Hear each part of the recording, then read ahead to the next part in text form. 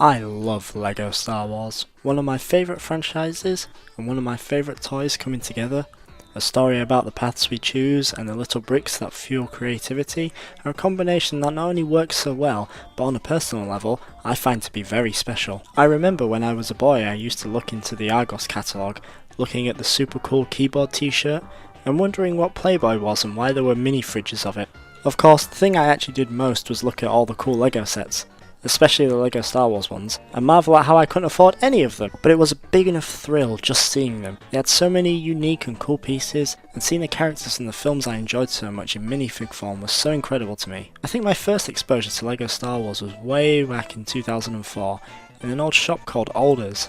And there was this stall with a tray full of episode 2 clone minifig pieces. There'd be a man behind the stall who'd basically time you to see how many clones you could assemble in 1 minute. I don't remember if there was a prize, but I do remember if you didn't do enough you'd get taken away, never to be seen again. But I think what I remember most about that is finding the completely black minifig head to be very exotic, especially when coupled with how clone helmets were designed so that would be the actual black part of the helmet themselves. My first LEGO Star Wars set was the clone Skywalker. But I digress. Perhaps the most iconic thing to come out of the LEGO Star Wars brand is the collection of video games that were massively popular, developed by Traveller's Tales, who before then were known for Sonic 3D Blast, Toy Story 2 and Crash to Insanity. These games were retellings of the space adventures in a blockier fashion. With the release of the Skywalker Saga, there have been many comparisons made with the original LEGO Star Wars games, which are from what I call the classic era of LEGO games. Now just so we're clear, I define the classic era of LEGO games as the ones that have no voice acting and rely on puppetry and mumbles.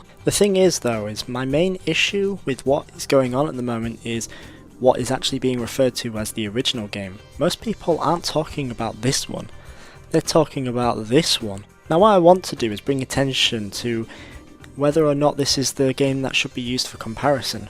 In other words, is this actually the definitive way to play classic LEGO Star Wars? Well, the quick answer is yes. It's the first 2 games stuck together, and most people would leave it at that. But I believe it's still important to play the actual first 2 games because quite a few changes were made when the complete saga came out. And while I am quite the keen spot the difference player, for this I just want to point out the ones that actually matter to me.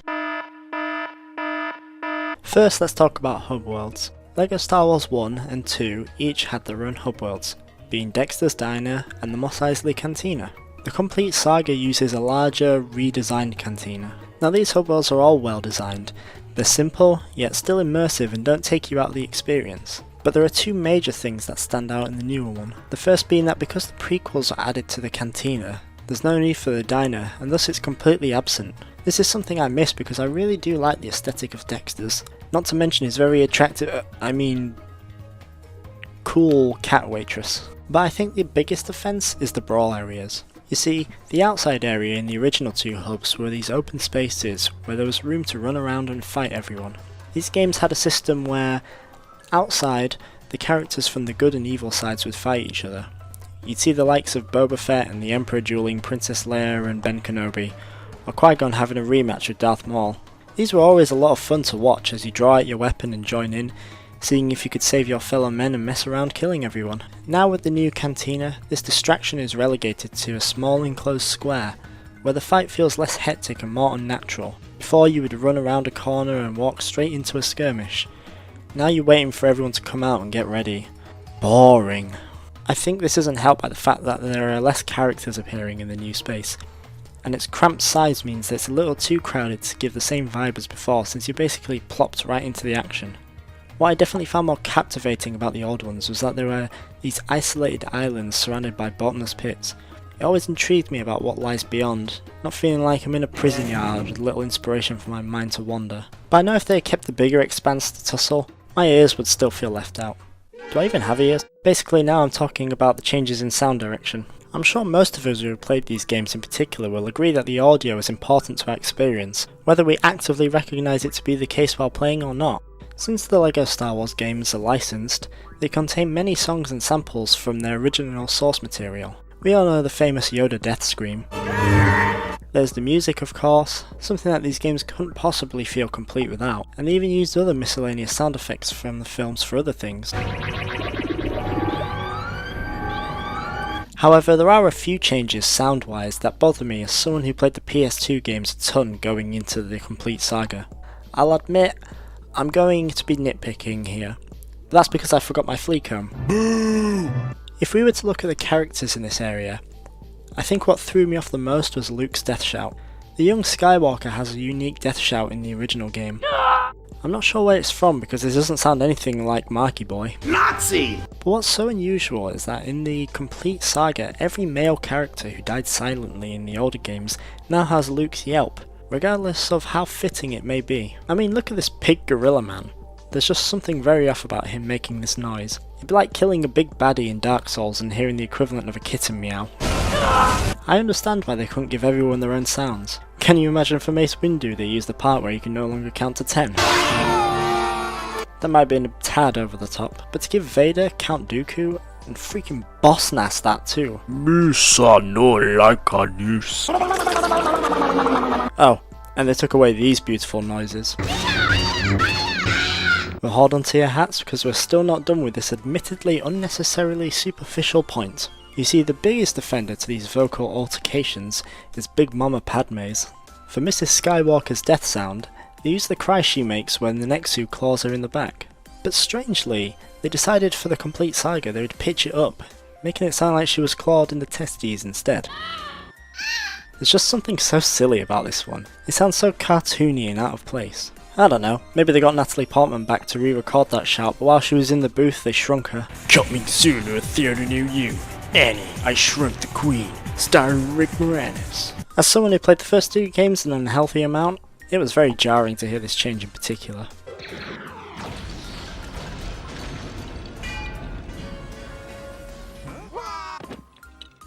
So, while we're on the topic of gratuitous character tweaks, there's some superfluous things that I want to point out, by being a shallow monster and judging people by their looks. Other than the general overhaul in terms of how the minifigs were rendered so to match the more modern graphics, a few characters had some more significant changes. Remember in the film when Leia disguises herself as a bounty hunter to free Han from Jabba, and she has to keep putting on her mask every time she got hurt, and then Luke joined in the fun and put a mask on too? No? Or maybe it was just a weird dream I had after drinking all that blue milk. Anyway, whenever the mask was worn, the player could then throw the bounty hunter detonators to clear metal obstacles, and then completing the level would unlock this particular iteration of Leia. Baushi? Buesh? Mighty Boosh? If you were one of the cool kids who had the original LEGO Star Wars 2, you'd find out this Leia to be the most versatile, as she would keep her mask and as a result her bounty hunter abilities. It was kinda cool having a bounty hunter that wasn't one of the bad guys, and for some reason, poof! It's now gone in the complete saga, thrown in the Sarlacc pit with her bombs. And they probably threw Dexter's Diner in there too. But why did they issue this downgrade and remove her bombs? Maybe so she matched her player icon? But it is an odd choice to limit the number of options the player has in free play. Perhaps the saddest thing that they removed was the rebel friend's smile. That boy has now seen the horrors of war and can't bring himself to show joy anymore. The rebel friend was always there for you. No one wore the red shirt better. And now he's just a rebel acquaintance. And now my sadness turns to anger. Because this was the most despicable, the most terrible thing. Like, do these guys not even appreciate Star Wars and the importance of the intricacies of every being we encounter on the journey? This atrocity that they have conducted was not noticed by me. They took away his moobs. He's fat! The beach trooper, once a shirtless chubby funster, now a flat-fronted swimsuit freak. I can say without hyperbole that this was the most game-changing thing for me. Okay, so it's not that bad, but the original Beach Troopers were very funny to see in their brief cameos. The design was a lot more humorous, and implied more about their character, like their obvious lack of shame, and that these troopers aren't actually as well trained as implied by Attack of the Clones, whereas the new ones kinda lose some of that charm because their design is a lot safer. Sometimes it's the little things that go a long way, and I think for a game that has a lot of emphasis on its subtle humour, this is a step back. I mean, they did fix Wicket's icon though, he's no longer made of stone.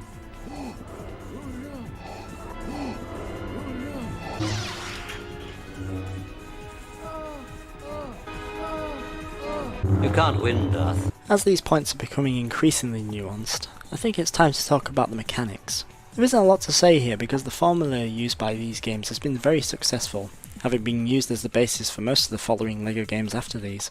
To put it blunt, all these LEGO games play mostly the same. the difference being the world and the way the player interacts with it. So for the remake of the first two LEGO Star Wars games, there really wasn't anything to change, aside from some quality of life features such as extra power-ups and adding the Force sparkle to objects in the first three films.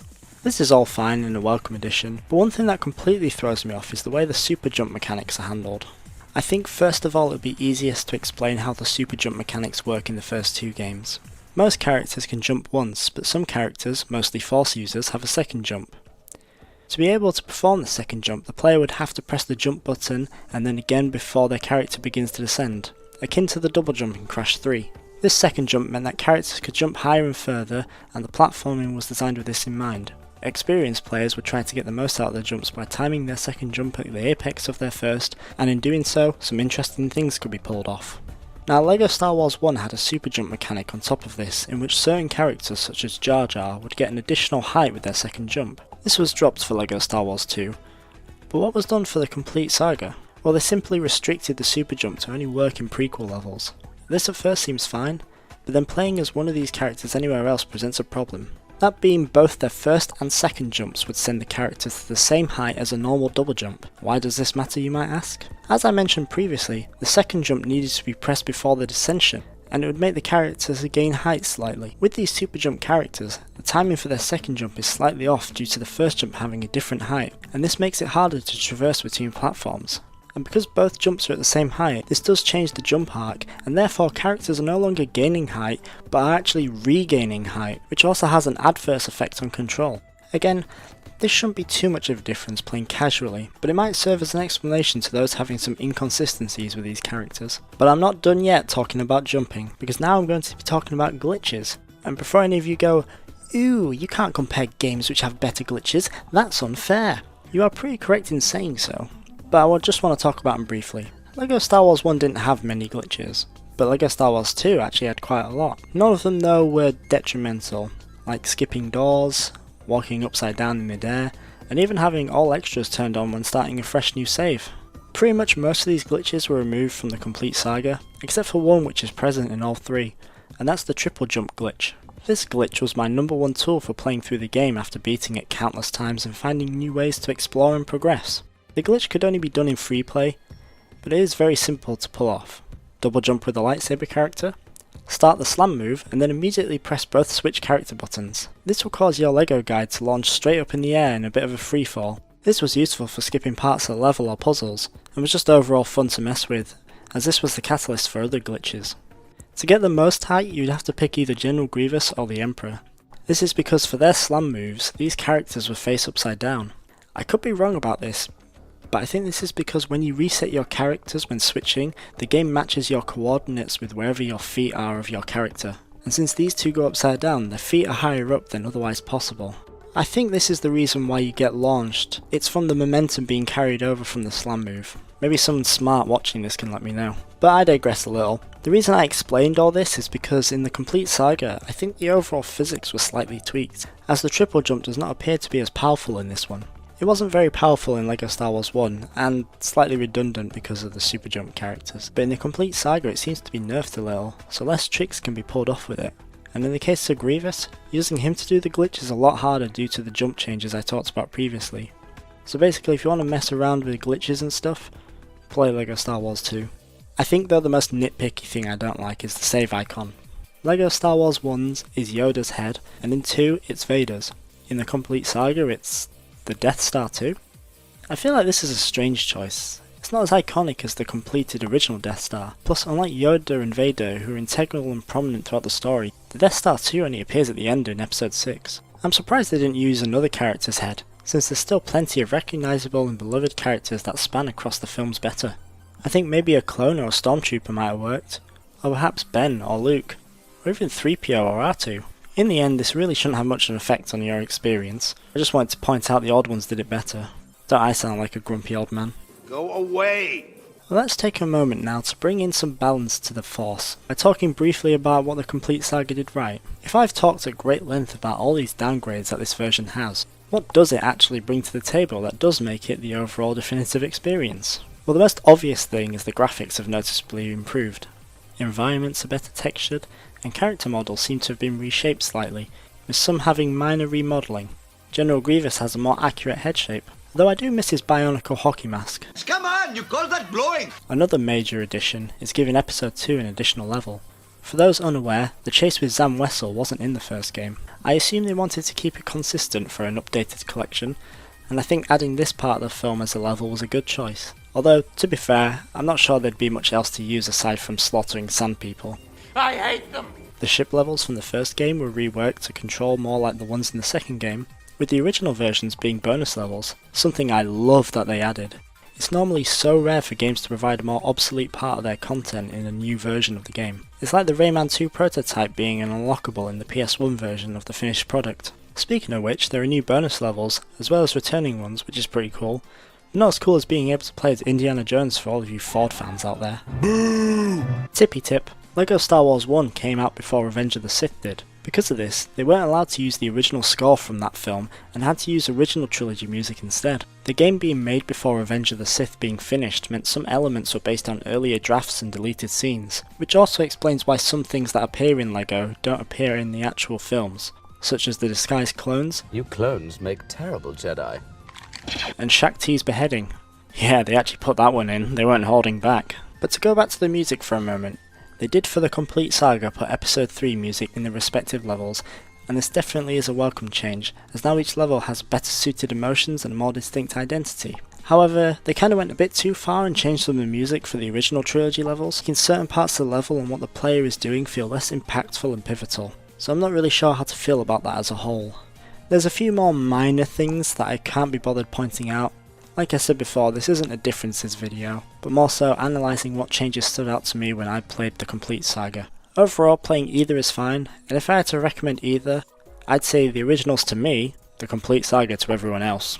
I guess maybe I'm just a Star Wars fan originalist, but only for the LEGO side of it. Although I suppose it's up to you to decide whether the complete saga did it better, or if it's a bit of a McClunky.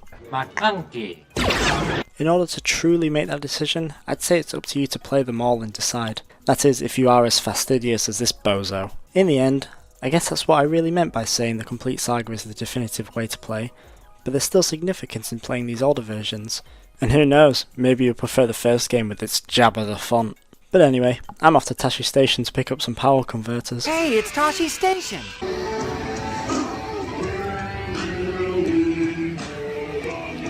Bye.